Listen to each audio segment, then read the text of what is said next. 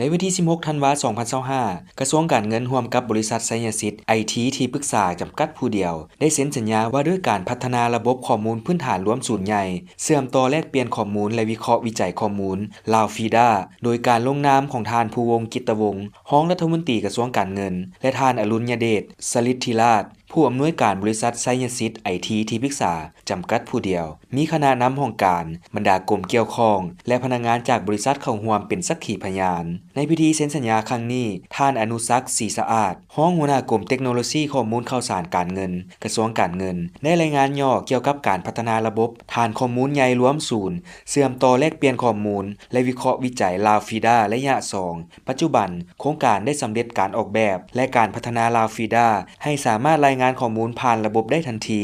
ข้อมูลดังกล่าวสามารถแสดงให้เห็นถึงการจัดตั้งปฏิบัติแผนงบประมาณแห่งรัฐรายรับรายจ่ายของแขนงการเงินโดยสามารถแยกให้เห็นข้อมูลละเอียดแบบกระทัดรัดเข้าใจง่ายเป็นต้นตัวเลขแผนการปีแผนจัดตั้งปฏิบัติซึ่งสามารถเทียบเป็นเปอร์เซ็นต์ของการจัดตั้งปฏิบัติแต่ละระยะลาวฟีดา